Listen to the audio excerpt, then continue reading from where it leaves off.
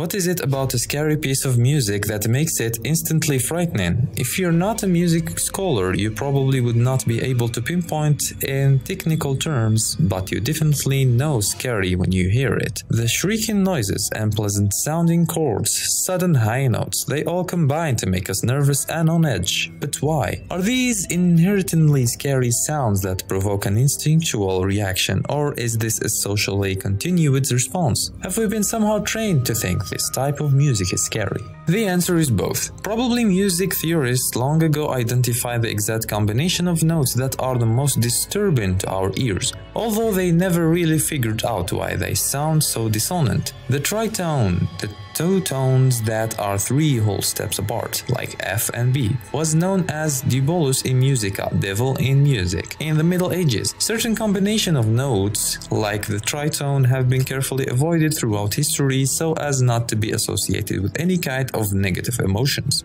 There is also a scary by association factor that might not have anything to do with discordant notes or musical construction. Some musical works are still considered scary today because of their original purpose. The Dies Irae is a Georgian chant with a mere 8 notes and macabre, apocalyptic lyrics. It sounds scary today even to people who can't understand Latin and have no idea it was originally used in Catholic requiem masses. And then there's Bach's Toccata and Fugue in D minor, which some argue was not considered particularly scary until it was used in movies like Dr. Jekyll and Mr. Hyde and Tales from the Crypts. But then an evolutionary biologist at the University of California, Los Angeles named Daniel Blumstein came out 2 studies in 2010 and 2012 that suggest that our response to scary sound is very much biological, and that all these composers and movie soundtrack producers have been tapping into instinctual emotion responses when they create spooky music. Blumstein and his team of researchers noticed that non-linear chaotic noise made by distressed baby animals, harsh, screeching,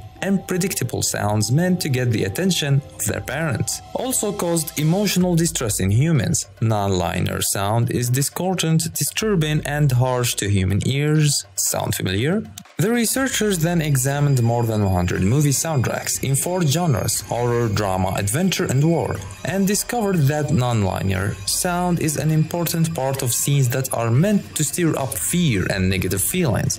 Think Psycho, Jaws, The Shining, The Exorcist as far back as 1933's King Kong. Soundtrack engineers had used actual animal cries and screeching to provoke horror in the audience. So the next time you're on edge of your seat at a pivotal moment in the last horror flick, keep your ears trained on the non-linear noises in the soundtrack. Will it make the moment any less scary if you realize your animal emotional instincts are being manipulated?